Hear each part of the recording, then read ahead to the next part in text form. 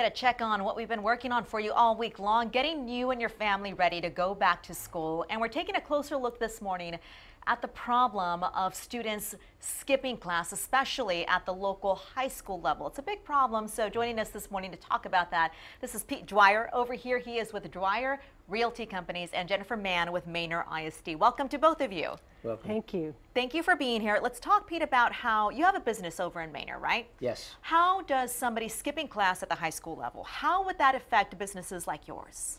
Well, we're a real estate development company, and we pay a lot of taxes, and we also work on building really nice schools with the Manor School District. So we want to try to make it attractive for the kids to come to school.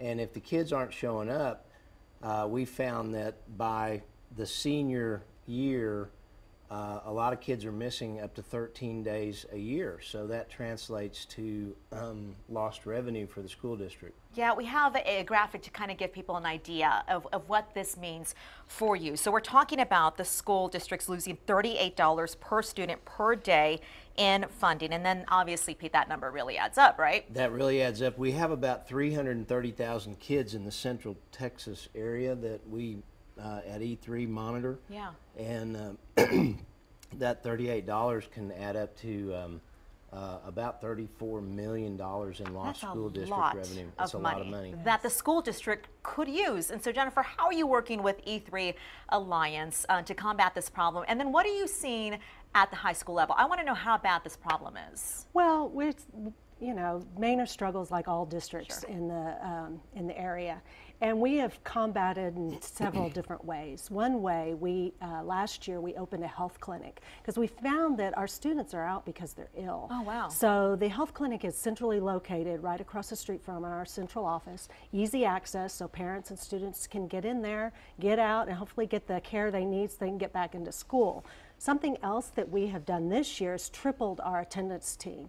So we will have lots of staff out there looking for kids and educating parents. Yeah. And we're real excited about that team. So that's going to be a big push for us. And then lastly, relevance is huge for secondary students. So we are hoping that our new certification center that we're opening this year is, we have a partnership with ACC we're very excited about. So when our students graduate, they'll have the credentials they need, and it'll jumpstart their careers. And give them that extra incentive to go to school to make sure that they can grow in their future, possibly even work for you one day, Pete. That's right. Go. We'd like to have them. And tell me, Jennifer, I wanted to learn a little bit too about how the problem is very consistent at high school. Are you seeing it earlier on, or is it just at the high school level?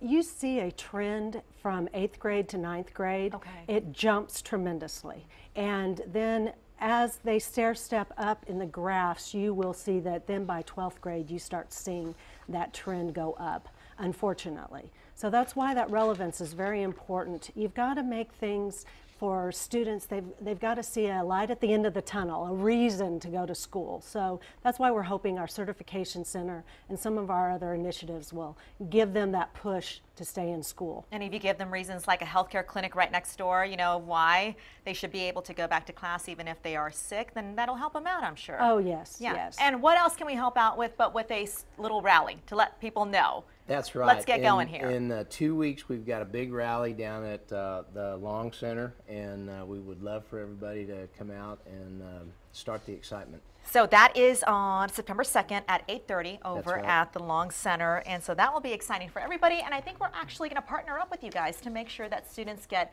excited out there. So we are excited to have you here, and we appreciate your time, both of you. Thank you so very much. All right.